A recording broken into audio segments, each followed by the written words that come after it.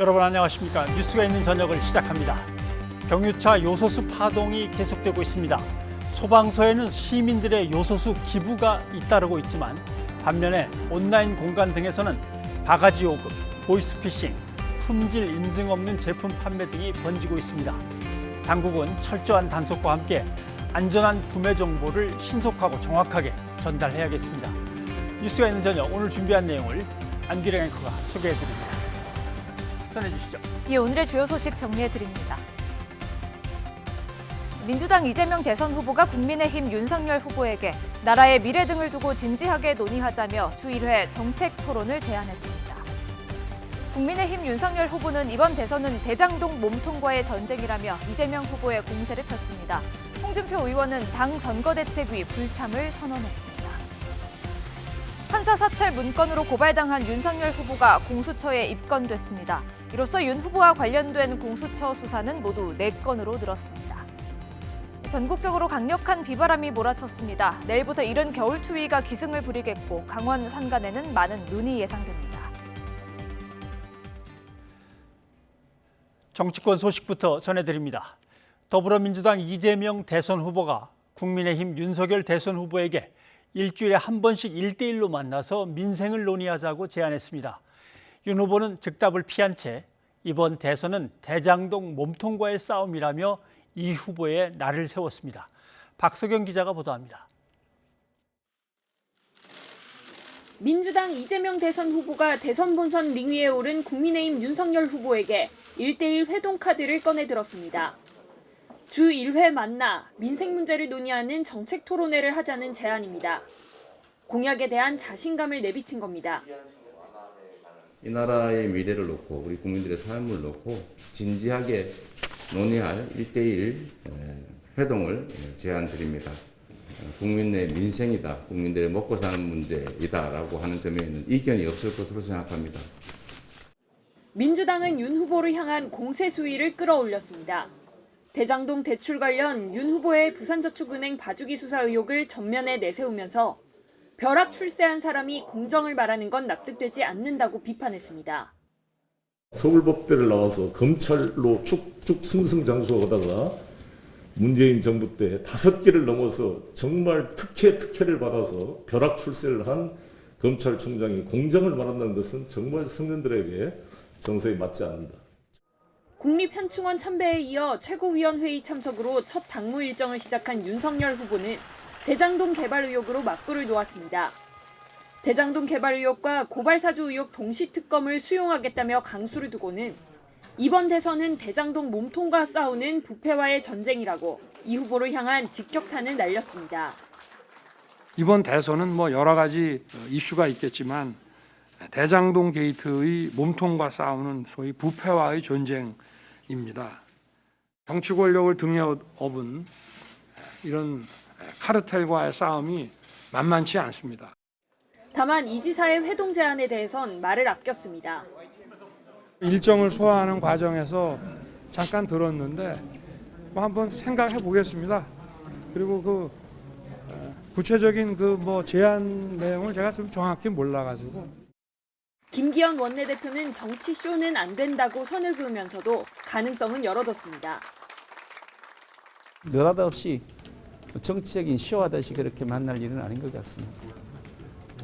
만나는 것 자체에 언제든지 열려 있는 것인데 다만 그것이 어떤 성과를 낼 수 있도록 이어지는 만남이 될 것이다. 그렇게 봅니다. 양당 대선 후보가 확정되면서 4개월 대선 레이스 여정이 시작된 가운데 초반 기세를 잡기 위한 후보 간 신경전이 달아오르는 모습입니다. YTN 박석영입니다. 더불어민주당 이재명 후보는 스타트업 기업인들을 만나 사회적 책임을 강조하고 개발 이익의 국민 환수 방침도 거듭 밝혔습니다. 이딴 정책 행보에도 지지율이 답보 상태를 보이면서 고심도 깊어지고 있습니다. 조성호 기자입니다. 이재명 후보가 스타트업 기업인들과 공유 사무실에 둘러앉았습니다. 규제 완화와 정부 지원을 요구하는 목소리에 귀를 기울였고 혁신과 창의가 제대로 발휘되도록 돕겠다고 했습니다. 그러면서도 경제적 가치 추구와 사회적 책임이 조화를 이루면 좋겠다고 당부했습니다. 혁신의 결과를 누리는 것은 당연하다. 혁신과 창의의 결과를. 그러나 그게 독점에 의한 과도한 이익 추구로 가는 것은 조금 자제될 필요가 있겠다. 간담회를 마친 뒤엔 사회적 벤처 기업을 운영하는 청년들과 점심을 함께 먹으며 젊은 세대와 접촉면을 넓혔습니다. 부동산 정책 드라이브도 이어갔습니다. 대규모 주택 공급 계획을 거듭 강조하면서 이로 인한 개발이익 불로소득을 환수하기 위해 블록체인 기반의 전국민 개발이익 공유 시스템을 검토하고 있다고 밝혔습니다. 여당이 추진하는 개발이익 환수 법안보다 더 실질적인 조치가 필요하다는 겁니다. 쉽게 생각해 보면 과거에 우리가 공기업 그 주식을 국민들에게 이렇게 배정해 줬던 그런 기억이 있습니다. 디지털 시대에 새로운 방식이 도입된다 이렇게 생각해 주시면 고맙겠습니다. 잇따른 정책 행보로 차별화를 시도하고 있지만 지난주 국민의힘 경선 승리를 확정한 윤석열 후보와 격차는 두 자릿수까지 벌어졌습니다. 민주당 내부에선 이른바 컨벤션 효과가 반영됐을 뿐이라며 애써 의미를 두지 않으려 하면서도 추격하기 위한 대책을 고심하는 분위기입니다. 최근 들어서는 공식 일정을 마친 뒤 취재진의 즉석 질문에 답하는 이른바 백브리핑에 응하지 않고 있습니다. 돌발 답변으로 인한 설화와 대장동 의혹 등 민감한 현안 질문에 노출되는 걸 막으려는 조치로 보입니다. 다만 말을 아끼는 전략은 대국민 소통 차원에서는 자칫 점수를 잃을 여지도 있습니다. 연이은 정책 행보에도 답보 상태인 지지율을 끌어올려야 하는 이재명 후보와 민주당의 고민이 깊을 수밖에 없습니다. YTN 조성호입니다. 국민의힘 윤석열 후보는 당 선거대책위원회를 캠프가 아닌 당 중심으로 꾸리겠다고 밝혔습니다. 하지만 홍준표 의원은 불참을 선언했고 젊은 층의 탈당도 이어지고 있습니다. 부장원 기자입니다. 국민의힘 윤석열 대선 후보가 후보자 격으로 처음 당 회의에 참석했습니다. 선대위를 경선 캠프가 아닌 당 중심으로 구성하겠다면서 원팀 구성에 방점을 찍었습니다. 선거라고 하는 것이 특정 캠프의 선거가 돼버리면은 집권 후에도 이것이 유사 독재로 흐를 가능성이 많습니다. 당 중심의 선대위 인선은 캠프 저장이었던 사선의 권성동 의원을 비서실장에 임명하는 것으로 실천에 옮겼습니다. 또 시간이 걸리더라도 중지를 모으겠다면서 당 원로와 고문들의 고견을 모두 듣겠다고도 강조했습니다. 캠프 안에 자리 사냥꾼을 배척해야 한다는 김종인 전 비상대책위원장을 의식한 발언으로 풀이됩니다. 캠프에 모이는 사람들 가리켜서 자리 사냥꾼이라고 이렇게 얘기를 하는데 당선에도 문제가 있을 뿐 아니라 당선이 된다고 할지라도 사실은 많은 문제를 이야기하는 거죠. 하지만 여전히 원팀 구성은 난관입니다. 캠프 해단식을 가진 홍준표 의원은 당의 분열은 아니라면서도 다시 한번 격한 발언으로 선대위에 참여할 뜻이 없음을 분명히 했습니다. 만약 이번 대선이 지는 사람은 정치 보복이라고 따질 것도 없이 감옥을 가야 될 겁니다. 당을 떠나고 있는 2030의 마음을 잡는 것도 쉽지 않습니다. 탈당 당원이 얼마 되지 않는다는 당내 인사의 발언까지 나오면서 이탈이 더 빨라지는 것 아니냐는 우려까지 나옵니다. 탈당을 생각하는 분들의 마음을 어루만지는 그런 상황을 얘기해야 되는 것이지 제가 절대 이것을 뭐 조롱하듯이 이렇게 나서는 일부 인사들 같은 경우에는 전혀 그 의도를 이해할 수가 없습니다. 저는. 당무 우선권에도 불구하고 원팀 구성을 위해 한껏 몸을 낮춘 윤석열 후보. 선대위 구성은 물론 이미 돌아선 경쟁주자들과 이탈하는 2030 마음잡기까지 풀어야 할 과제는 적지 않아 보입니다. YTN 부장원입니다. 네, 더불어민주당의 이재명 후보와 국민의힘 윤석열 후보의 대선 레이스가 본격적으로 시작됐습니다. 하지만 본선에 앞서 당내에서도 풀어야 할 숙제는 여전히 있습니다. 최영일 평론가와 함께 짚어보도록 하겠습니다. 어서 오십시오. 안녕하세요. 예, 20대 대통령 선거는 사상 초유의 영선 선거. 그렇습니다. 뭐 이렇게 얘기를 하는데 네. 물론 심상정, 안철수 두 후보가 있습니다만은 아무튼 양강구도로 맞대결을 펼치는 이 상황에서 국회의원을 해본 후보가 둘 다 아니다. 아니다. 네. 근데 한 300명 국회의원들은 뭔가 여기에 대해서 부끄러움을 좀 느낄 필요는 있습니다. 부끄러움을 느껴야겠죠. 그리고 예. 사실은 이제 우리가 여야 모두의 경선 과정을 치열하게 지켜봤습니다만 예. 이재명 후보가 선출되는 과정에서 보면 무려 전직 국무총리가 2분이었고요. 그중에 한 분은 국회의장까지 지냈습니다. 예. 뭐 다선 의원임은 물론이고 그렇죠. 이제 광역지자체장도 다 역임을 했었고 또는 한 분은 장관 역임을 했었고 그럼에도 불구하고 이제는 그 스펙 예. 정치인의 화려한 경력이라고 하는 것이 별반 경쟁력이 되지 못하더라. 이건 똑같이 이제 지금 국민의힘의 선거에서도 그대로 나타났습니다. 예. 홍준표 의원 사실은 그 화려한 경력을 이 윤석열 후보가 공격하기도 했죠. 그렇게 화려한 정치 이력을 쌓은 분이 주변에 왜 사람이 없습니까? 하하. 리더십 논쟁을 이제 예. 먼저 드라이브를 걸었죠. 이런 과정들을 본다면 국민들의 눈에는 정치를 오래 했다. 국회의원을 여러 번 했다. 이것이 별로 크게 경쟁력이 되지 못한다. 오히려 좀 이제 뭐랄까요? 관록 있는 정치인이라는 것이 정치에 달고 달았다. 이 정치가 좀 구태 아니냐 하는 인식을 갖게 된 것 아닌가. 그래서 영선이 신선해 보이는 또 아주 이상한 효과가 나타나는데요. 이게 이번에 두 사람의 여야 이제 본선 후보만이 아니라 예. 이준석 대표도 영선의 그렇죠. 거대 야당 대표란 말이에요.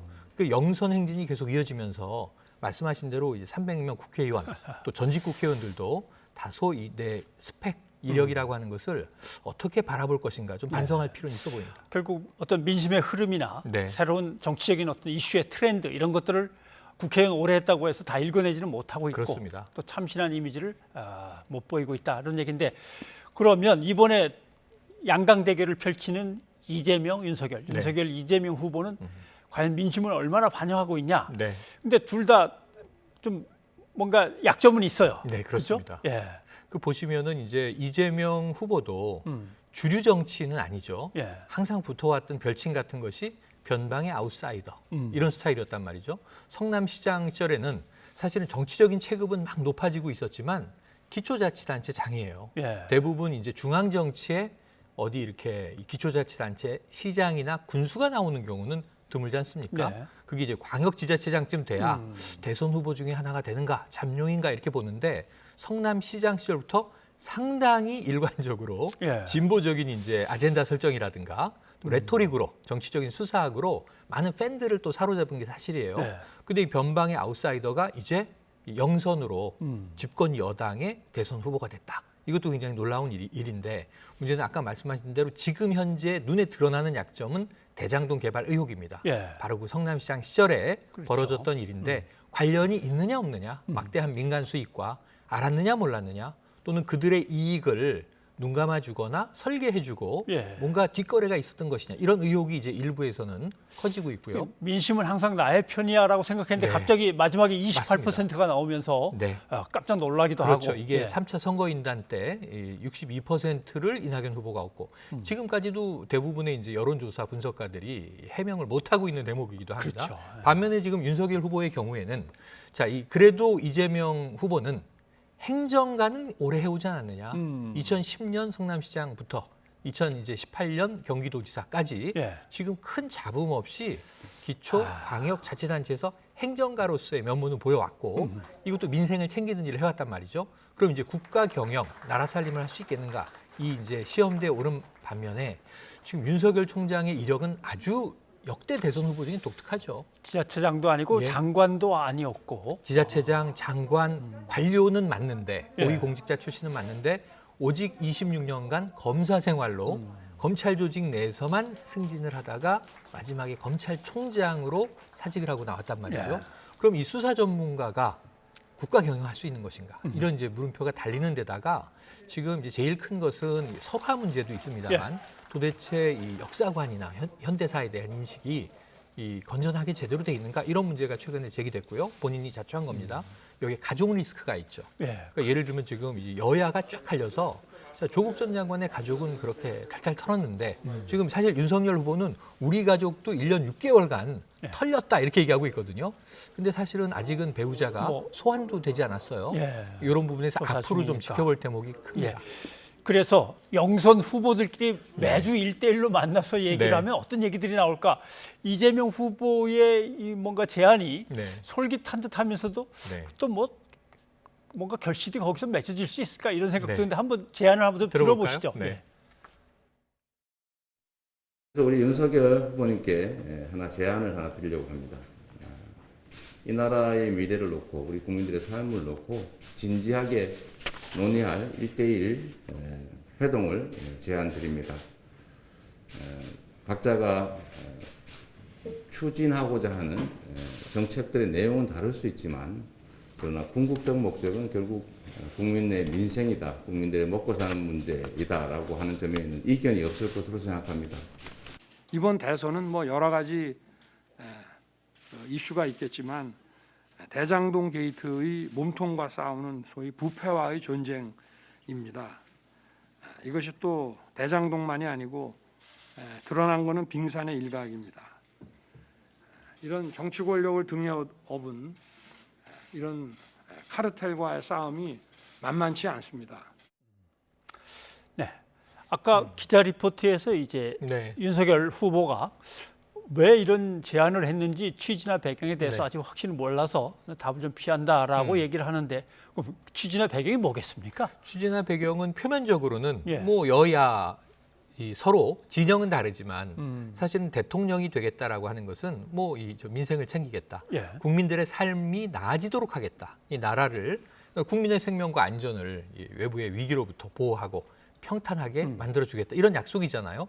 그러니까 사실은 목적은 같다는 얘기는 명분적으로는 이제 이재명 후보의 제안이 맞습니다. 둘이 만나서 얼마든지 얘기할 수 있는데 서로 시장 경제에 대한 시각도 다를 것이고요. 한쪽은 이제 보편적인 복지를 얘기하고 한쪽은 선별적 복지와 이 시장에 간섭하지 마라. 지금까지 나온 얘기만 종합을 해도 두 사람이 토론할 거리가 많고 논쟁거리도 있어요. 제가 보기엔 그것도 흥미로울 것 같습니다. 어떤 이제 국가 운영의 방식을 채택할 것인가. 그런데 문제는 그런 이야기를 얼마든지 할 수 있는 장이 지금 이제 윤과 이와 윤은 아니지만 내부의 경선 후보 라이벌들과 각 당 내에서 쭉 경선 과정을 해온 거 아니겠습니까? 근데 우리가 그때 이 자리에서 계속 비판한 게 왜 정책 이야기를 안 하고 인신공격을 하느냐. 검증은 최소한 필요하겠지만 왜 네거티브를 확대하느냐. 이런 비판이었기 때문에 두 사람이 만나게 된다고 가정을 하면 만남의 테이블 위와 테이블 밖에서 굉장히 또 치열한 공방이 결국은 말꼬리 잡기, 상대방의 흠결 찾기, 그것을 극대화하기 이런 쪽으로 갈 수밖에 없거든요. 왜냐하면 한 명을 눌러야 한 명이 권좌에 오르는 이게 이 게임의 방식이 룰이 그렇습니다. 그렇죠. 그러니까 제 생각에는 상대방의 얘기가 옳다. 야 정말 대단한 말씀하셨다. 칭찬해 줄 리도 만무하고요. 그러한 이제 방식에 동의를 하고 제가 대통령이 돼도 그런 방식을 채택하겠습니다. 라고 할 가능성은 희박합니다. 없지는 않겠습니다만 지역적인 데서는 공개로 하겠다는 건지 비공개로 하겠다는 건지 잘 모르겠습니다. 그것도 방식도 아직 확정한 건 아니죠. 하지만 우리가 보게 될 것이 본선에서도 여야 후보뿐 아니라 군소 후보까지 포함해서 지지율 한 5% 이상 나오는 후보들은 TV 토론을 하게 되잖아요. 2017년에도 우리가 여러 차례 봤습니다. 그러니까 TV 공개 토론을 통해서 이재명 후보가 제안한 방식을 보게 되긴 하겠는데 윤석열 후보의 스타일로는 토론은 최대한 피하고 TV 토론도 최소화할 가능성이 있기 때문에 공개 토론을 많이 보기는 어렵지 않겠다는 생각도 듭니다. 이재명 후보는 경선이 끝난 다음에 이제 당에서 자기가 회의를 주재하거나 하면서 뭔가 이제 틀을 잡아가고 있는데 윤석열 후보는 이제 막 끝났기 때문에 아직도 과제가 남은 게 있습니다. 맞습니다. 특히 홍준표 후보가 경선에 승복합니다라고 당연히 승복해야죠라고 얘기는 했는데 또 참여는 안 한다. 요건 좀 애매한데 홍준표 후보의 한번 얘기를 좀 자세히 좀 들어보죠. 제가 곰곰이 생각을 해봐도 만약 이번 대선이 지는 사람은 정치 보복이라고 따질 것도 없이 감옥을 가야 될 겁니다. 그래서 정말로 이 참혹한 대선이 되고 대선이 국민들의 잔치가 되고 화합의 장이 되고 국민 통합의 장이 되어야 하는데 대선 구도가 그렇게 되고 보니까 참으로 나라가 걱정스럽다. 국민의 잔치가 되어야 되는데라고 하면서 참혹한 대선이라고 미리 규정을 해버렸는데 자 저렇게 나가는 걸 봐서는 윤석열 후보 만나실 겁니까 하니까 다른 사람이 더 만나라고 해라. 이 정도 될까요? 어떻게 뭔가? 그러니까 굉장히 이 차기 대선에서 내년 3월 대선에는 홍준표 의원은 결코 참여하지 않을 것을 지금 계속 강조하고 있고요. 지금 이제 어찌 보면 제3자적 입장에서 지금 여야 후보 모두를 두 사람 다 문제다라고 얘기하는 거거든요. 그러니까 지금 이 본인이 속해 있는 야당의 편을 전혀 들지 않고 있어요. 둘 중에 누가 이 결투와 같은 참혹한 결전에서 이기든 진자는 반드시 감옥에 간다. 근데 예를 들면은 야당이 지면 윤석열 후보는 감옥 간다는 얘기고요. 지금 여당이 지면 이재명 후보 감옥 간다는 얘기를 등가로 하고 있거든요. 같은 무게를 놓고. 그러니까 이제 여기서는 이재명을 뭐 저격한다거나 혹은 슬쩍 뭐 윤석열을 돌려간다거나 이런 방식이 아니라 엄중하게 둘을 이제 잣대 놓고 보는 거예요. 그러니까 이러면서 이제 제3의 이 자기 정치를 시작하려고 하는 것이다. 그래서 처음에 저는 이번 앞으로 대선에 제가 참여할 일은 없습니다. 그래서 이 정계은퇴 선언인가? 왜냐하면 이번 대선이 마지막 도전이라 그랬거든요. 근데 그 다음에 2030 청년들 자신을 지지해 줬던 이 젊은이들을 40대까지 확장해서 정치의 플랫폼을 만들겠다라는 구상을 내놓은 걸 보니까 정치를 그만두지 않고 이번에 지지 그룹을 계속 유지해 가면서 홍준표 스타일의 좀 젊은 정치의 멘토가 되려고 하는 거 아닌가. 그리고 여기는 또 이준석 당대표의 자기 정치도 결합돼 있습니다.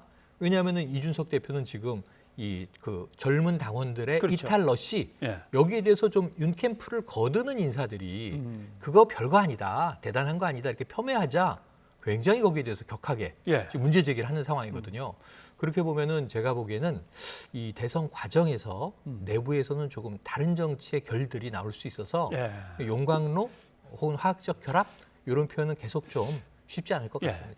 지금 말씀하신 그 부분 이준석 대표는 2030, 40에서 3%, 9%, 8%, 398 후보다. 이걸 심각하게 받아들여야 되는데 당 내에서 아유 한 40명밖에는 안 나간 것 같은데 뭐 이런 식으로 나오니까 상당히 좀 언성을 높였다고 봐야 할 텐데 지금 젊은 세대 표심 그러면 어떻게 보십니까? 40명과 1,800명 숫자가 다른데. 그러니까 뭐 당 대표가 얘기했으니까 숫자가 틀리진 않겠죠. 설마 예를 들면 최근에 이제 이탈한 당원들의 뭐 머릿수도 계산 못해서야 좀 어느 정도 고도화된 뭐 정당 조직이라고 보기가 어렵죠. 그래서 저는 이준석 대표의 말이 신빙성이 있을 것이다.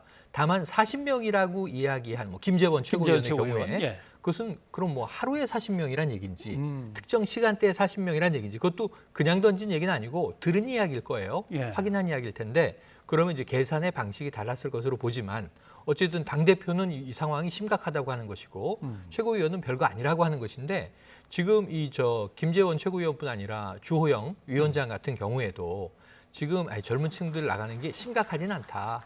좀 이제 이걸 좀 최소화하기 위한 노력들이 보이는 거고요. 그리고 이제 윤석열 후보가 됐으니까 홍준표 후보가 선대위에 참여한다면 그 지지를 다시 바로 뭐 하루아침에 되지 않겠지만 시간을 걸려서 다시 모아올 거다라고 이제 희망하고 있는 거죠. 쉽지는 않다는 거죠. 지금 말씀하신 대로 2030, 40은 지금 사실은 상당히 좀 격노한 상황입니다. 그리고 이 지금 참여한 사람들의 경우에는 홍준표 지지를 한 사람들의 경우에는 전통적인 국민의힘이 지지층이 아니기 때문에 자 우리의 희망을 좀 보기 위해서 그럼 홍준표가 좋아서 그러느냐 그것도 아니에요. 이들은 나의 이익을 실현해 줄 정치인이 누구냐라는 거예요. 내 중심으로 정치인은 국민의 종복인데 무슨 팬클럽 활동하는 것도 아니고 홍준표 후보 정도는 메시지를 보니까 우리 젊은 세대의 마음을 상황을 좀 국정에 반영해 주겠지 하는 기대였는데 떨어지니까 다시 돌아오기는 쉽지 않다. 아마 이준석 대표도 지금 평론가께서 얘기하신 부분을 짚어내는 것 같아요. 본인이 청년층이니까 잘 알겠죠. 홍준표 대표가 돌아온다면 젊은이들이 다시 우르르 따라 들어올 것 같으냐? 그게 아니다. 그렇죠.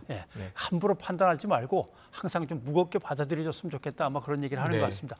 자, 이렇게 복잡한 당내 상황을 정리해주기 위해서 김종인 전 비대위원장이 다시 돌아오느냐, 돌아와서는 또 어떻게 하느냐, 돌아올 때 조건은 도대체 뭐냐, 이런 문제가 남아 있습니다. 어떻게 보십니까? 이것도 이준석 대표가 하나의 좀 자락을 깔았습니다. 뭐냐면 이 김종인 위원장이 성공했던 선거는 전권을 줄 때다. 전권을 주지 않을 때는 성공하지 못했다. 김종인 위원장이라 하더라도 예를 황교안 대표 체제에서는요. 공천을 황교안 대표가 다 했죠. 그리고 후반에 김종인 위원장이 들어와서 역할을 맡았는데 그때 중요한 결정은 다 내려지고 어찌 보면 좀 이 선거의 과정에 대한 신용만 하는 선거였다 보니까 뭐 저 참패하지 않았습니까? 네. 이런 상황들을 보면 그럼 김종인 이 전 비대위원장이 만약에 참여한다면 당연히 정권을 달라. 근데 지금 당권을 정권이라고 보면 세 개로 쪼개지게 생긴 거예요. 예. 지금 이제 뭐 총괄선대위원장으로 김종인. 그러면 정권 줘야 되는데 지금 정권은 누구한테 주게 돼 있냐면 당원 당규에 따르면 대선 후보가 같습니다. 당무에 대한 결정권이 다 있는 거예요. 그럼 이준석 대표도 사실은 이름은 당대표지만 의사결정 라인에선 뒤로 좀 물러나 있는 상황이거나 역할을 분담해야 되는데 자, 윤석열 후보는 정당 조직을 운영해 본 적이 없습니다. 네. 영선일 뿐만 아니라 의정활동에 참여해보지 못했을 뿐만 아니라 국회의원 여러 선을 해도 네. 당대표가 돼봐야 적어도 100명의 백지 의원들이 네. 있는 원내와 원외 그리고 이제 당원들을 다 망라하는 이 정당이라고 하는 것은 회사와도 다르고 이 공무원 조직과도 전혀 다른 곳이거든요. 근데 이러한 정당 조직 운영 경험이 없는 윤석열 후보가 당을 리드할 수 있을까? 근데 여기에 이제 이준석 대표와 어떻게 역할 분담을 할지가 고민인데 정권을 가지려고 하는 자가 또 나타나면 이게 3파전이거든요. 김종인 위원장이 또 뭐 자기와 반대되는 의견이나 자기 마음대로 안 될 때 고분고분하면서 네. 이렇게 끌어안고 가는 스타일이 아니고 할 말은 또 하니까. 김 전 위원장이 이제 밖에서 이야기했던 파리떼를 정리하려고 할 거 아니겠습니까? 예. 이 파리떼가 누군지도 규정을 해야 되겠습니다만 지금 이제 윤석열 캠프도 서초동 광화문으로 나뉘어서 예. 서로 이제 알력이 있다라는 얘기들 나오고 있기 때문에 지금 해체하고 새로 선대위를 만든다니까 여기서 누가 의사결정자냐 리더냐 알겠습니다. 이거 아직은 아마 오리무중입니다. 그런 걱정을 하기 때문에 윤석열 후보도 당 중심으로 네, 우리겠다고 이야기는 그렇게 한 계속 거죠. 강조를 하고 있는 건데 네. 자, 또 그건 뭐 김종인 비대위원장이 어떻게 들어오는지는 문제 지켜봐야 되겠습니다. 지켜봐야겠습니다. 예. 최영일 평론가님 고맙습니다. 네, 고맙습니다.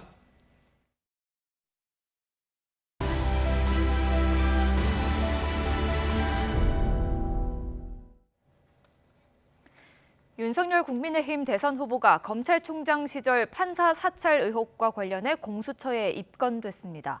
이로써 공수처가 수사하는 윤 후보 관련 사건은 모두 4건으로 늘었습니다. 손효정 기자입니다. 고위공직자 범죄수사처가 판사 사찰 문건 고발 사건과 관련해 윤석열 국민의힘 대선 후보를 피의자로 입건하고 직접 수사를 결정했습니다. 적용된 혐의는 직권남용 권리행사 방해입니다. 지난 6월 한 시민단체가 판사 사찰 문건의 불법성을 주장하며 윤 후보와 조남관 당시 대검 차장검사 등 6명을 공수처에 고발했는데 이번에 입건된 건 윤 후보 1명입니다.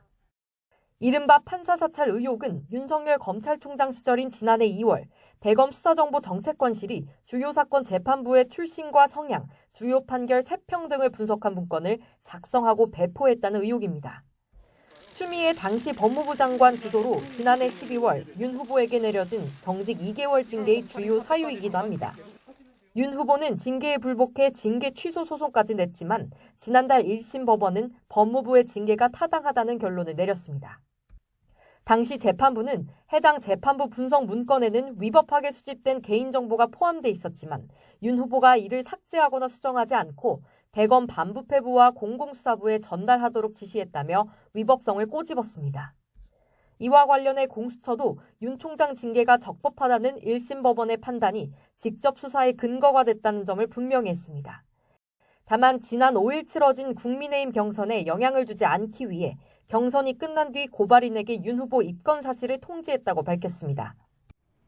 윤 후보가 추가 입건되면서 공수처가 수사하는 윤 후보 관련 사건은 4건으로 늘어났습니다. 옵티머스 펀드 사기 부실 수사, 한명숙 전 총리 모해 위증 교사 수사 방해 의혹 등인데 특히 공수처는 고발 사주 의혹을 중점적으로 들여다보고 있습니다. 그러나 옵티머스 관련 사건은 입건 뒤 수사 상황이 구체적으로 공개된 적이 없고 한 전 총리 관련 사건 역시 조남관 전 대검 차장 조사 이후 별다른 진전이 없는 상태입니다. 다만 이번 주 고발 사주 의혹의 핵심 인물이자 판사 사찰 문건 의혹에도 연루된 손준성 검사의 재소환 가능성은 큰 상황입니다. 대선 시기와 맞물린 상황에서도 변죽만 울리는 것 아니냐는 일부 비판적인 시선 속에 윤 후보를 추가 입건한 공수처가 어떤 결론을 내놓을지 주목됩니다. YTN 손효정입니다.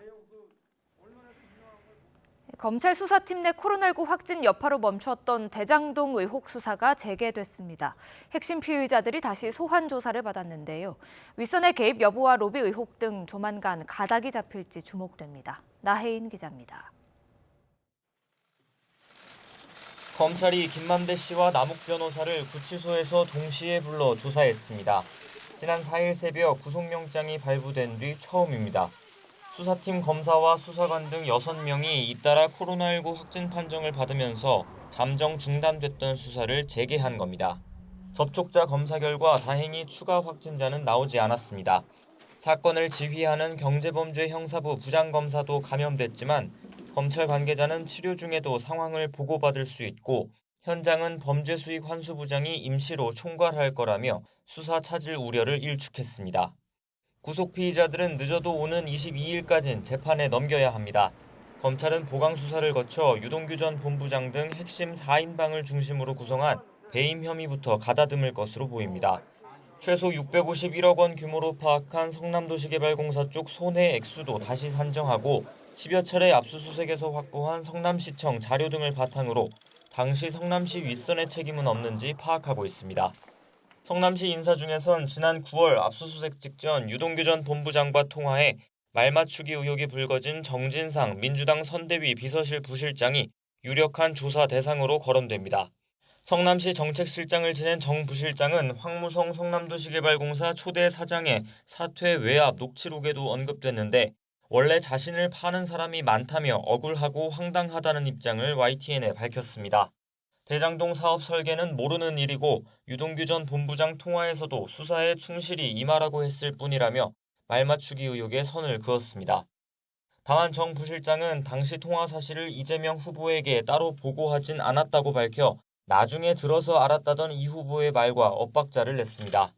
유 전 본부장이 통화한 휴대전화는 현재 경찰이 포렌식하고 있는데 앞서 원희룡 전 제주지사는 당시 유 전 본부장과 통화한 이 후보의 또 다른 복심이 있다고 주장하기도 했습니다. 잠시 헛돌던 검찰 수사가 재개되면서 윗선 관여 여부를 가리는 수사와 함께 곽상도 의원을 비롯한 정관계 로비 의혹 수사 역시 이번 주에는 속도를 낼 거라는 전망이 나옵니다. YTN 나힌입니다. 성남 지역의 폭력 조직이 민주당 이재명 대선 후보에게 뇌물을 줬다는 주장과 관련해 돈 전달을 지시했다는 의혹을 받고 있는 사람이 이준석 전 코마트레이드 대표입니다. 그러나 이준석 씨는 사실이 아니라며 직접 반박하고 나섰습니다. 이 전 대표는 뇌물 주장을 펴고 있는 박철민 씨가 구치소로 여러 차례 편지를 보내서 이 후보와의 관계를 실토하라고 협박했다며 주장했습니다. 뉴스가 있는 저녁 제작진이 이 편지를 입수했습니다. 안기령 앵커와 자세히 알아보도록 하겠습니다. 안기령 앵커. 예. 먼저 박철민 씨가 이준석 전 대표에게 보냈다는 편지부터 한번 살펴보죠. 이 전 대표는 뇌물 주장을 펴고 있는 박 씨가 자신이 수감 생활을 하던 구치소로 여러 차례 편지를 보냈다고 말했습니다. 뉴스가 있는 저녁 제작진이 이 박 씨가 보냈다는 편지들을 입수했는데요. 편지는 박 씨가 직접 구치소로 보내거나 박 씨의 변호인을 통해 이 전 대표의 변호인에게 건네진 것으로 전해졌습니다. 내용을 살펴보면 먼저 박 씨는 이 전 대표를 형님 또는 회장님으로 부르며 친분을 나타냈는데요. 그러면서 이 전 대표에게 여러 번에 걸쳐 이재명 후보와의 관계를 폭로하라고 종용했습니다. 국민의힘 대선 후보를 직접 만났다고 쓰는가 하면 윤석열 후보가 도와줄 것이라는 주장을 폈고요. 또 이 전 대표가 보석으로 풀려난 뒤에는 국민의힘 검증팀이라는 표현을 써가면서 보석이 취소될 가능성이 크다. 시간을 지체하면 선택의 폭이 좁아진다는 경고를 하기도 했습니다. 네. 그런데 이렇게 압박을 받아온 이 전 대표가 직접 라디오 인터뷰를 했죠? 라디오 인터뷰를 통해 이 전 대표는 박 씨가 지난 8월부터 구치소로 편지를 보냈다고 말했는데요. 하지만 자신은 박 씨를 알지도 만난 적도 없고 박 씨는 자신의 회사 직원 또한 아니었다고 지적했습니다. 이 전 대표의 발언 들어보시죠. 개인적인 친분이 없고요. 따로 만난 적도 없습니다. 저희 회사 직원도 아닐 뿐더러 저하고는 전혀 관계가 없는 사람이에요? 관계가 없는 사람. 회장님, 막 형님 이런 식으로 막 호칭을 계속 바꿔갖고 하면서 본인이 국제마피아법 조직원이었다 이런 식으로 얘기를 해서 제가 이제 밖에도 한번 물어봤죠. 제 수행 기사를 했던 3개월 정도 했던 저희 회사 직원, 그다음에 저희 물류 창고에서 일했던 직원하고 이 박철민 씨하고 셋이서 친구라고. 이 전 대표는 특히 박 씨가 10억 원을 줄 테니 이 후보와 관련된 허위 제보를 부탁했다고 주장했습니다. 일단 뭐 사업 자금을 도와드리겠다. 10억 정도. 왜 10억을 주겠다는 겁니까? 있지도 않는 그 이재명 지사님 비의 사실을 공익 제보를 해줘라. 10억을 주고 보석해주고 감형해주고. 그래서 답장을 안 하셨어요? 예, 저는 한 번도 어떤 식으로든지 이 사람하고 연락을 한 적은 없습니다. 앞서 국민의힘 김용판 의원이 국정감사장에서 공개한 가짜 뇌물 사진에 대해서도 설명했습니다. 이 전 대표는 박 씨에게 한 번도 답장을 보낸 적이 없는데도 이 박 씨가 마치 자신의 지시로 폭로한 것처럼 편지를 보내기도 했다고 지적했는데요.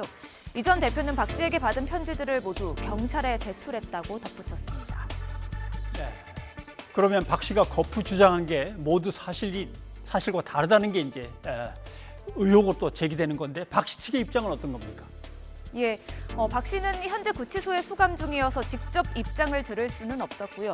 대신 뉴스가 있는 저녁 제작진이 박 씨의 부친과 연락을 했습니다. 이 박 씨의 부친인 박용승 씨는 성남시 의원을 지냈고 현재는 국민의힘 성남수정구 당협위원회 청년위원장을 맡고 있는데요. 이 박 씨는 아들이 이 전 대표에게 편지를 보낸 것은 인정했습니다. 그러면서 아들을 모른다는 이 전 대표의 주장은 말이 안 되는 이야기라며 모든 자료를 공개할 예정이라고 반박했습니다. 이준석 씨는 이제 방송에 나와서 전혀 이제 일면식이 없는 사람이라고 말씀하셨는데 그건 말이 안 되죠. 곧 기자회견을 아마 할 거예요. 그 장영하 변호사가 박철민이가 갖고 있는 그 모든 자료를 다 공개할 거예요.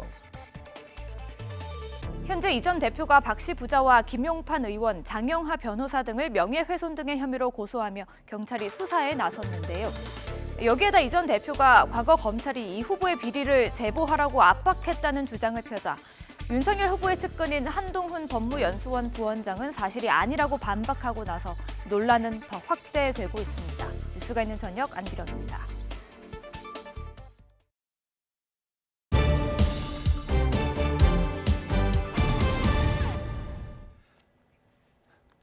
네, 20대 대선 대진표를 확정한 이재명 후보와 윤석열 후보 간의 대결이 뜨겁습니다.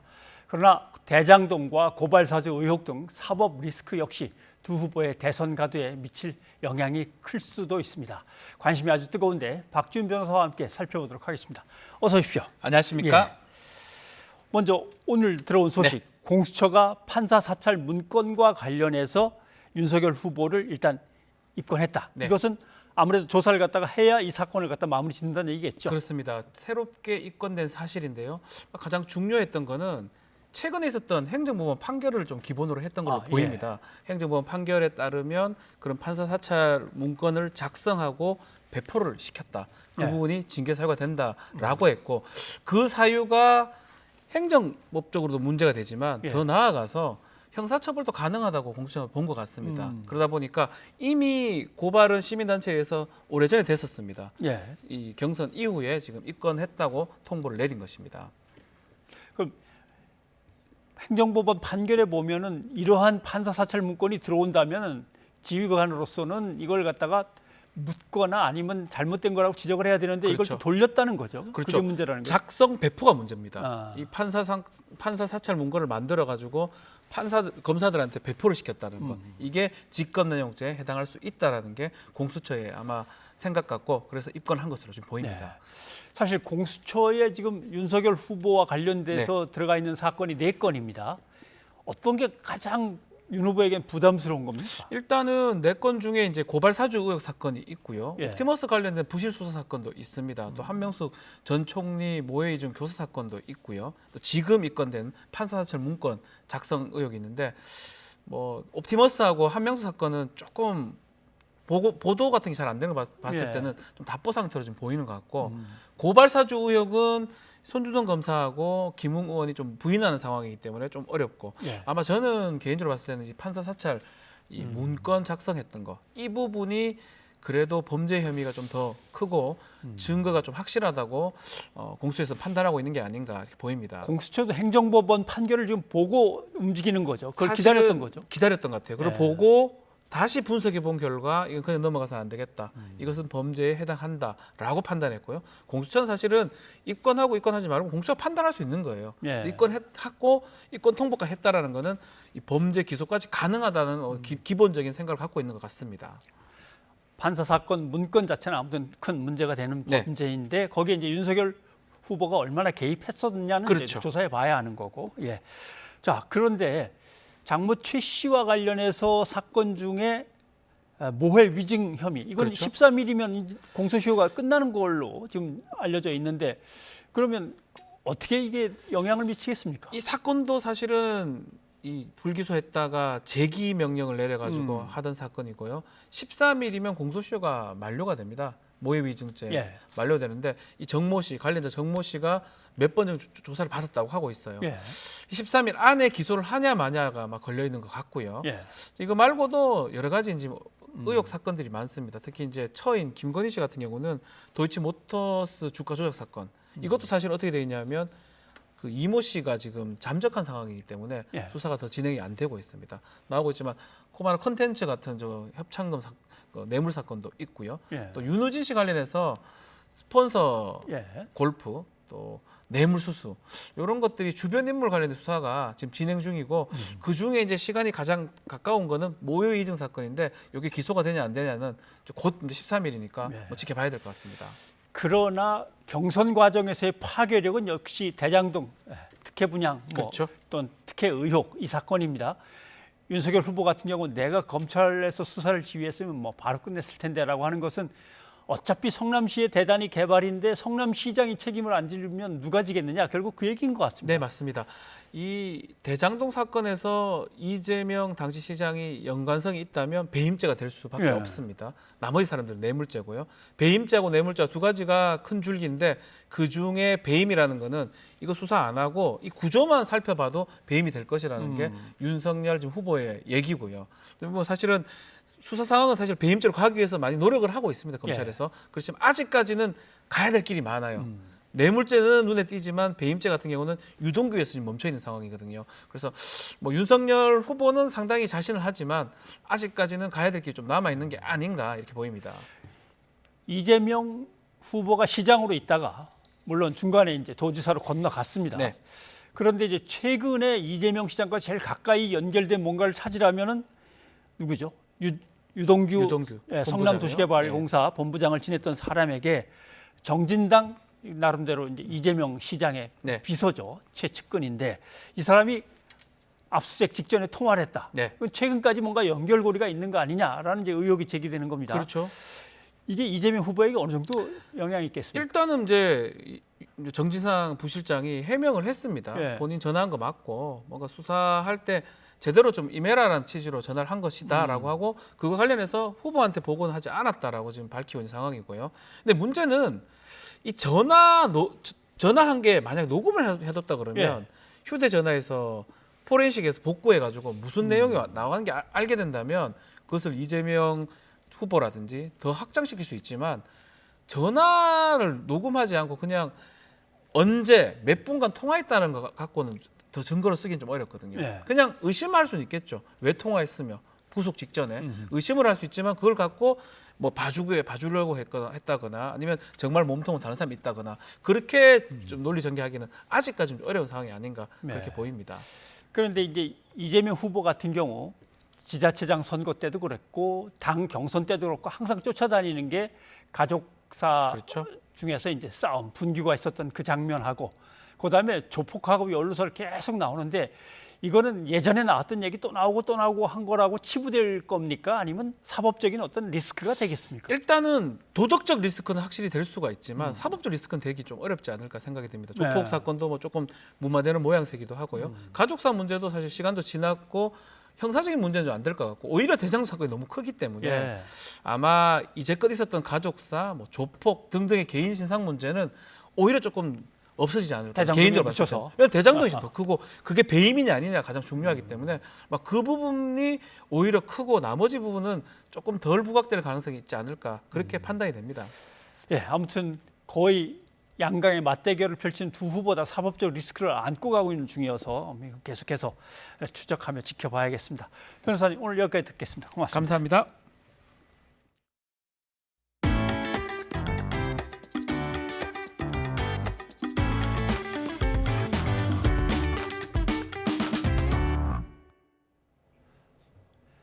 국내 최대의 요소수 제조 공장이 지난주부터 일부 생산 공정을 멈췄습니다.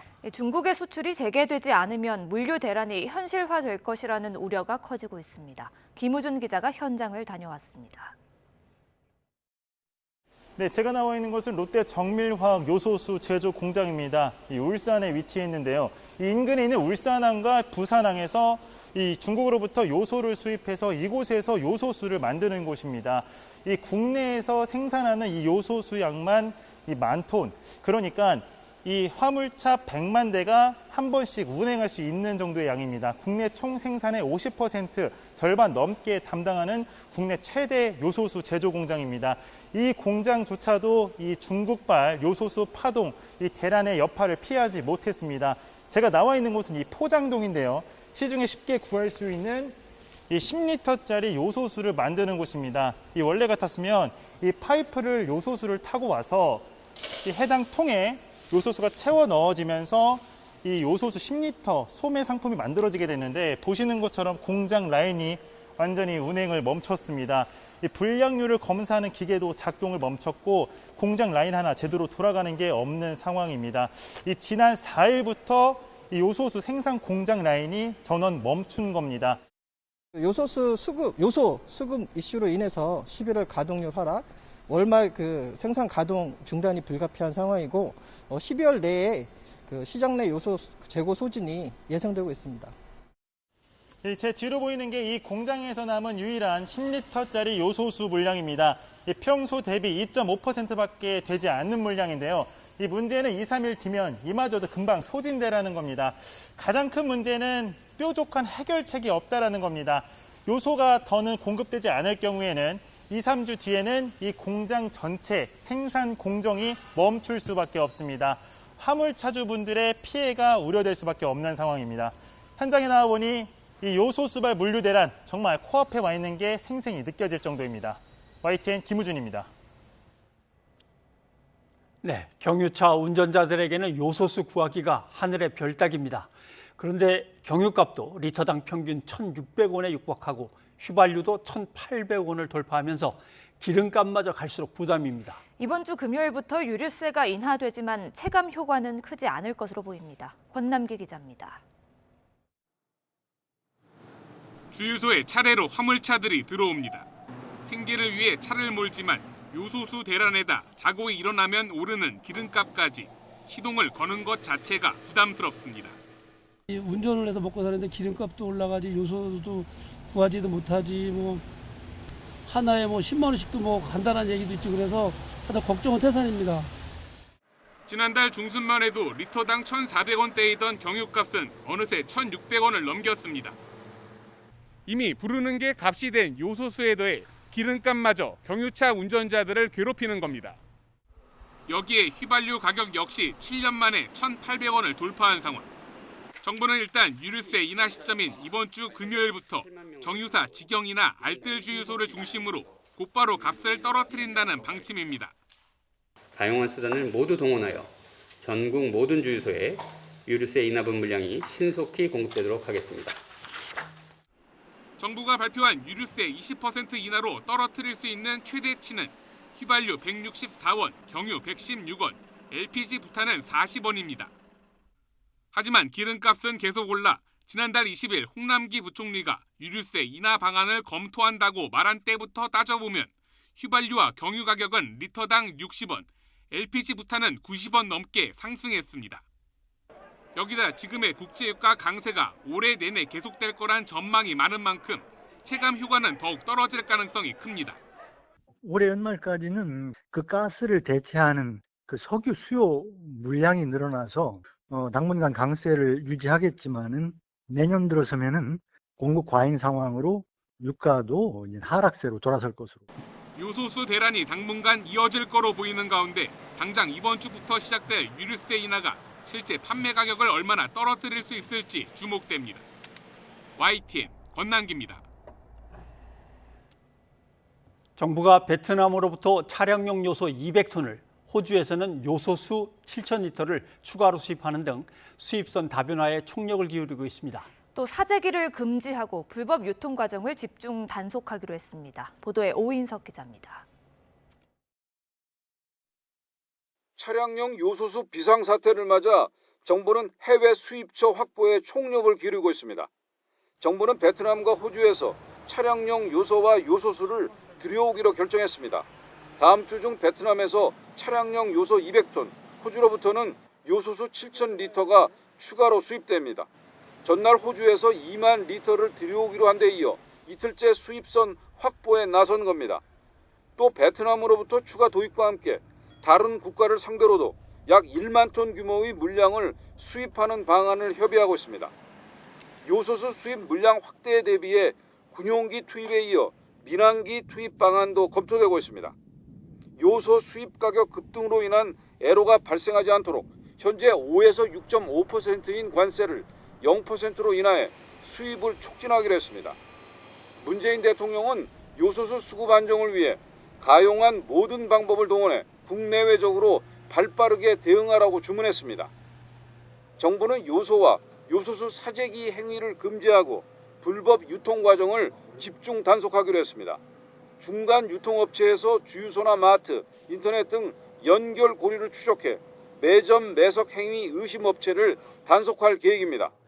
이번 단속 대상이 되는 업체들은 약 1만여 개 이상으로 추정이 됩니다. 요소수의 수입량이나 입고량, 재고량, 그리고 판매량, 재고량, 판매처, 판매 가격, 나아가서 가격 담합 여부까지 철저히 조사할 계획입니다. 요소수 제조업자나 수입업자, 요소 수입업자가 이전의 월 평균 판매량보다 10%를 초과해 보관할 경우 3년 이하의 징역 또는 1억 원 이하의 벌금에 처해집니다. 하지만 중국과 호주 간 갈등이 요소수 문제로 연결될 가능성을 미리 살피지 못했고 사태 발생 이후에도 별다른 해법을 마련하지 못했다는 점에서 뒷북 행정이라는 비판을 피하기 어렵다는 지적도 나오고 있습니다. YTN 오인석입니다. 요소수 품귀 현상으로 소방차와 구급차까지 운행 차질이 우려되자 전국 곳곳에 소방서 앞에 요소수를 두고 사라지는 기부천사들의 발길이 이어지고 있습니다. 시민들의 따뜻한 마음에 소방당국은 감사의 뜻을 전했습니다. 엄윤주 기자입니다. 서울 중곡 119 안전센터 앞에 검은색 승용차 한 대가 멈춰섰습니다. 이윽고 트렁크 문이 열리더니 운전석에서 내린 남성이 상자를 하나둘씩 꺼냅니다. 남성이 내려놓은 건 10리터짜리 요소수 5통. 신원도 밝히지 않은 채 119 안전센터 앞에 요소수를 기부한 뒤 홀연히 사라졌습니다. 상자에는 소방서에 도움이 됐으면 한다는 문구가 적혀 있었습니다. 요즘 요소수 품귀 현상으로 소방 차량이 출동하지 못할 상황을 걱정해서 기부해 주신 것 같습니다. 이런 어려운 상황 속에서 따뜻한 도움을 주신 그 시민분께 감사의 말씀을 전합니다. 전북 전주에서는 한 여성이 소방서에 직접 찾아와 10리터짜리 요소수 3통을 소방대원에게 건넸습니다. 좋은 일에 써달라고 이렇게 말씀하시고요. 신호는 계속 물어봤어요. 그냥 대답 안 하시고 그냥 가셨다고 하더라고요. 요즘처럼 요소수가 부족할 때 소방 차량들 출동하는 데 지장 없게끔 시민들이 많이 도와주셔가지고 고맙죠. 경남 김해에서도 시민 2명이 요소수 11통을 기부한 뒤 자취를 감췄고 인천 송도에서도 한 남성이 요소수 3통을 119 안전센터 앞에 둔 채 조용히 떠났습니다. 전국의 소방차 6,700여 대 가운데 요소수가 들어가는 차량은 80.5% 정도. 행여나 요소수 대란에 국민의 안전과 생명을 지키는 소방차가 멈추는 건 아닌지 우려가 커지는 가운데 따뜻한 기부 행렬을 이어가는 익명의 천사들의 발길이 위기를 극복할 힘과 감동을 주고 있습니다. YTN 엄윤주입니다.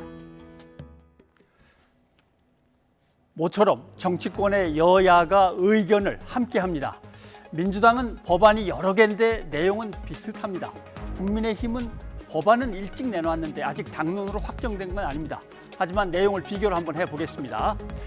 자, 국민의힘에서 내놓은 것은 민간 수익을 6% 이내에서 더 못 가져가도록 막아버리자라는 거고, 민주당이 내놓은 거는 10% 정도를 잡았습니다. 그 다음에 민간 합작 도시개발했을 때 분양가 상한제를 적용시켜버리자. 민간업자들의 부담률을 갖다가 2배로 늘리자. 같은 얘기입니다. 보시는 대로 민간의 개발 이익을 더 가져와서 공공의 이익을 키워야 한다는 건 여야가 똑같습니다. 그러자 보십시오. 깜짝 놀랐습니다. 아니, 대장동 방지법 말이 안 된다. 어떻게 여야가 한마음으로 그럴 수가 있냐. 그러면은 누가 사업에 나서겠냐. 돈 없는 서민들 집만 없어진다라고 하는 겁니다. 그런데 이렇게 나가다가 지난 주말에 정부도 여야의 법안에 공감한다면서 복수로 된 정부안을 내놨습니다. 보십시오. 법률로 6%건 10%건 딱 규정을 하면은 효과는 큰데, 업체들이 너무 힘들어할 것 같으니까 여기서 좀 조절을 했으면 어떨까. 이걸 6에서 10이 아니라 15에서 20이라든가 이렇게 조절을 하는 안이 있고, 그 다음에 민관이 알아서 하는데 반드시 지방자치단체장이 승인을 하도록 하나 과정을 넣어 놓으면 어떨까. 그러면 뭐 반발은 좀 줄일 수 있는데 자칫 유착 가능성은 남아있죠. 자, 일이 이렇게 슬슬 풀려나가니까 언론들의 대장동 법 견제가 오늘 다시 등장합니다. 보시면 그거 안 된다니까 그러네. 공급이 끊긴다니까 이렇게 못 알아듣냐. 그 다음에 밑에를 보시면 특검 먼저 다 끝낸 다음에 하자. 글쎄요, 특검이 언제 시작돼서 끝날 수 있을까요? 하지 말자는 얘기죠. 대장동 개발 이익이 업자들 배만 불렸다고 비판을 하더니 막상 이익을 공공이 대폭 걷어오자고 하니까 또 그건 안 된다고 막아섭니다. 개발 이익 공공 환수를 주장하다 화들짝 놀란 언론들. 내일은 또 무슨 얘기를 꺼낼까요? 변상욱의 앵커 리포트였습니다.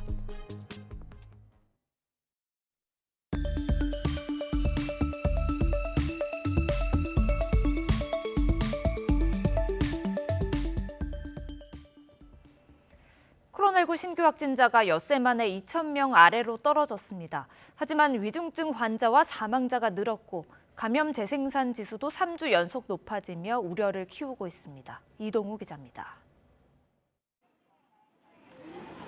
코로나19 신규 환자는 1,760명으로 전날보다 400명 넘게 줄면서 엿새 만에 2,000명 아래로 떨어졌습니다.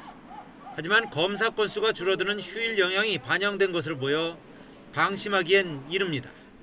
실제로 지난주 단계적 일상 회복을 시행한 이후 하루 평균 확진자는 2,133명으로 직전 주보다 24% 넘게 증가했습니다.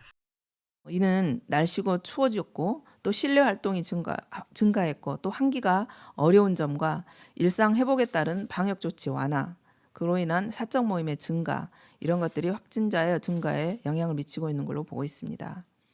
특히 지난주 사망자는 직전주보다 48.2%, 위중증 환자는 9.6% 늘었습니다. 지난주 위중증 환자 가운데 60대 이상이 79.2%로 대다수를 차지했습니다. 연령별 사망자는 80살 이상이 가장 많았고 60살 이상 고령층이 전체의 96.8%를 차지했습니다. 또 최근 5주간 사망자 452명 가운데 71.9%는 예방접종을 하지 않은 사례로 확인됐습니다. 특히 이제 델타 변이로 인해서 그만큼 병독성이 강해져서 중증으로 빨리 이완되고 사망으로 빨리 진행된 경우가 많아서 예전보다는 조금 더 위중증 위험이 높아졌기 때문에 당국은 접종을 받지 않을수록 고령일수록 사망 위험이 커지고 있다며 고령층 미접종자는 접종을 서둘러 달라고 권고했습니다. 환자 한 명이 몇 명을 감염시키는지를 나타내는 감염 재생산 지수도 1.2로 3주 연속 증가세를 보이며 우려를 더하고 있습니다. 이런 가운데 코로나19 치료 병상은 현재 40에서 50%의 여유를 보이며 안정적인 상황이라고 정부는 평가했습니다. 방역당국은 지난주 시작한 일상 회복과 지난달 말 헬로윈데이 영향이 이번 주부터 본격화할 것이라고 전망하면서 방역 수칙 준수를 거듭 당부했습니다. YTN 이동우입니다. 얀센 백신 접종자를 대상으로 추가 접종이 시작됐습니다. 모레부터는 요양병원 환자와 종사자에 대해서도 추가 접종이 진행되는데요. 효과를 높이기 위해 접종 간격도 앞당기기로 했습니다. 황보혜경 기자가 취재했습니다. 얀센 접종자를 대상으로 한 추가 접종이 시작되면서 병원은 다시 백신을 맞으러 온 사람들의 발길이 이어졌습니다. 6개월 전에 얀센을 맞았는데 아무래도 한 번 더 맞는 게 아이들을 위해서, 주위 사람들을 위해서 맞는 게 더 효율적일 것 같아서 맞으러 왔습니다. 추가 접종 대상자는 148만여 명으로 절반에 가까운 73만 6천여 명이 사전 예약을 마쳤습니다. 전국 위탁의료기관에서 모더나 또는 화이자로 접종 가능한데 30살 이상이면 보건소를 통해 얀센 백신으로도 변경할 수 있습니다. 처음에 이제 얀센 맞았을 때 크게 문제가 없어서 그냥 얀센을 다시 맞게 됐고, 얀센이 한 번만 맞아도 돼서 그 보건소에 연락해서 얀센으로 맞고 싶다고.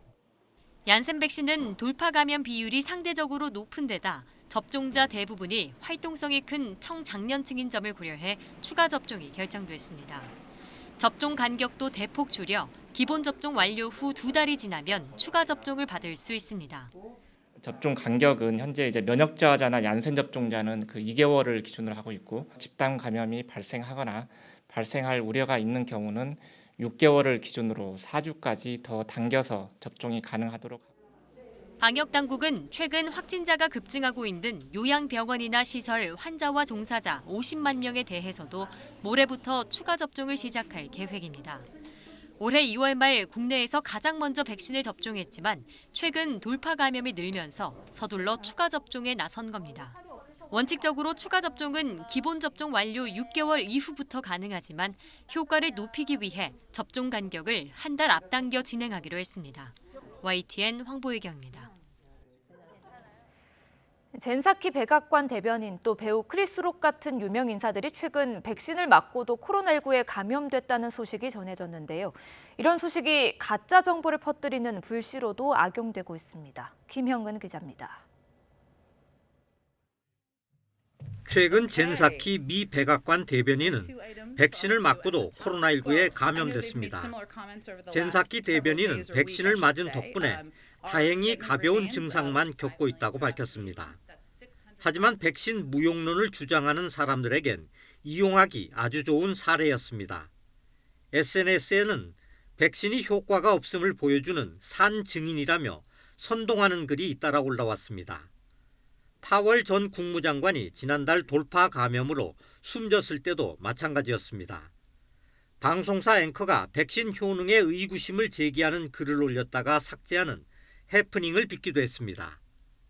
유명 배우 크리스 록과 록스타 존 보비의 돌파 감염 소식도 백신에 대한 가짜 정보를 퍼뜨리는 불씨로 사용됐습니다. 미국 싱크탱크의 앤디 카빈 편집장은 이런 현상을 의심의 무기화라고 규정했습니다. 돌파 감염은 항상 일어날 수 있는 일인데 백신 무용론자들은 이 사례를 마음속에 존재하는 의심을 굳히는 또 다른 이유로 삼는다는 겁니다. 전문가들은 백신은 놀라운 기술이지만 요술방망이가 아니라는 점을 이해해야 한다고 강조했습니다. 어느 백신도 100% 완벽한 것은 없다는 겁니다. 그러면서 과장되거나 조작된 가짜 정보에 사로잡혀 접종을 꺼리는 사람들이 대유행 극복의 가장 큰 걸림돌이라고 지적했습니다. We still have approximately 66 million people who are eligible to be vaccinated who are not vaccinated. The degree to which we continue to come down in that slope will depend on how well we do about getting more people vaccinated. 전문가들은 가짜 정보 문제를 해결하기 위해서는 페이스북이나 트위터 같은 민간 회사에만 맡겨두지 말고 정책적인 차원에서의 대책이 필요하다고 조언했습니다. YTN 김영근입니다. 심장을 이식받아 새 삶을 얻은 소방관이 있습니다. 대구에서 기증받은 심장을 서울까지 옮기기 위해 열차 출발을 3분 늦춰 기적을 만들어냈는데요. 이 소방관은 모두의 도움으로 얻은 두 번째 삶을 생명을 구하는 데 헌신하겠다고 다짐했습니다. 신준명 기자입니다. 퇴근 시간을 한참 넘긴 시간에도 지친 기색이 없는 서민환 소방교. 해병대, 수색대 등 10년의 군 생활로 단련된 체력은 서 씨의 자랑입니다. 제가 좀 건강했거든요. 특히나 이제 심폐가 건강해서 마라톤도 하고 산에도 잘 다니고 그랬던 사람인데. 하지만 재작년 10월 심장 근육에 이상이 생겨 펌프 작용이 약해지는 확장성 심근병증 진단을 받았습니다. 혼자선 걷기도 힘들어져 결국 중환자실에 입원한 지난해 말. 서 씨는 마지막을 준비하면서도 7살 딸이 눈에 밟혀 눈물로 하루하루를 보냈습니다. 포기를 했었어요. 안 될 수 있겠다. 그래서 스스로 좀 준비도 하고 했죠. 보는 아이 생각하면 이제 많이 눈물도 나고 그랬죠. 제가 있어야, 곁에 있어야 아이에게 좋은 추억도 만들고. 그러다 지난 1월 13일 기적처럼 장기 기증자가 나타났습니다. 대구 영남대 병원에서 뇌사 장기 기증자의 심장을 적출한 건 저녁 7시 50분쯤. 하지만 기상 악화로 헬기 이송이 무산됐습니다. 심장 이식 골든타임 4시간을 지키려면 20분 뒤 동대구역을 출발하는 서울역행 KTX가 마지막 희망이었지만 도저히 출발 시간을 맞출 수 없었던 상황. 기적과 위기가 함께 찾아온 순간 한국철도공사는 이용객들의 불편을 감수하고 열차 출발을 3분 지연시켜 의료진을 태웠습니다. 이 차를 안 타면 도저히 안 되는 상황이다 보니까 10분 잡더라도 태워줘야 되는 그런 긴박한 상황이었죠. 동료들의 혈액 기부 증서 700장까지 받는 등 많은 이들의 도움으로 서 씨는 이식 수술을 성공적으로 마쳤고 반년 만에 업무에 복귀했습니다. 서 씨의 사연에 동료 소방대원들의 장기 기증 서약도 이어졌습니다. 가까운 동료분께서 장기 이식 받으신 거를 보고 나니까 저도 언젠간 도움을 받을 수 있고 저도 도움을 줄 수 있겠다는 생각을 해서 이번 올해 소방의 날을 맞아 장기 기증 홍보대사로 위촉된 서 씨. 선물 받은 두 번째 삶을 생명을 구하는 데 헌신하겠다고 다짐하면서 장기 기증 서약으로 새로운 기적에 동참해달라는 진심 어린 마음을 전했습니다. 화재 현장이나 아니면 다른 구조 현장에서 많은 사람들에게 좀 도움이 되고 생명을 구할 수 있는 소방관이 되도록 노력하겠다고 다짐했습니다. 기쁜 마음으로 다른 분들에게 장기 기증 또는 이제 헌혈까지도 해주십사 부탁을 드리고 있는 입장입니다. YTN 신준명입니다. 전국적으로 강한 비바람이 몰아치며 날씨가 추워졌습니다. 내일은 오늘보다 더 춥다고 하니 대비하셔야겠습니다. 정혜윤 기자입니다. 우산을 제대로 들고 가기가 어려울 정도로 강한 바람이 몰아칩니다. 가을로는 보기 드물 정도로 비도 강했고 일부 지역에는 천둥 번개도 동반됐습니다. 비구름의 뒤를 따라 찬 공기도 밀려왔습니다. 서울의 아침 8시 기온은 10.5도. 하지만 점점 더 기온이 떨어져 10시 기온은 8.3도, 12시는 6.5도까지 떨어졌습니다. 밤사이에는 기온이 더 떨어지며 마치 초겨울 같은 추위가 찾아오겠습니다. 이번 주 후반 서울 아침 기온이 1도까지 떨어지고 낮 기온도 10도 아래에 머물 것으로 보입니다. 평년보다 5, 6도 낮은 11월 하순 기온 분포입니다. 찬 공기가 강하게 유입되어 한동안 머물면서 기온이 큰 폭으로 떨어져 주 후반까지 추울 것으로 예상됩니다. 추위 속에 밤사이 강원 산간에는 비가 눈으로 바뀔 것으로 보입니다. 최고 8cm의 많은 눈이 쌓이며 올가을 첫 대설주의보가 내려질 가능성도 있습니다. 또 경기와 충북, 경북 일부 내륙에도 진눈깨비가 내리며 첫눈으로 기록될 것으로 보입니다. 기상청은 추위와 함께 해안가에는 2, 3일 정도 강한 바람이 불며 시설물 피해나 안전사고가 발생할 것으로 우려된다며 주의를 당부했습니다. YTN 정혜윤입니다. 시청자 여러분의 의견 소개해드립니다. 네, 요소수 품귀 현상으로 인해서 운수업계 대란이 좀 예고되고 있다고 전해드렸죠. 3883님, 요소수 한 통만 사고 싶어도 구할 수가 없습니다. 정말 답답합니다 하셨습니다. 예, 그래서 소방서에 요소수 기부하신 분들 있다는 소식 전해드렸는데요. 유튜브에서 오승분님, 정말 감사합니다. 아직 세상 살만하다는 생각이 듭니다 하셨습니다. 네, 그리고 여야의 이재명, 윤석열 두 대선 후보가 사법 리스크를 좀 겪고 있다는 소식 전해드렸죠.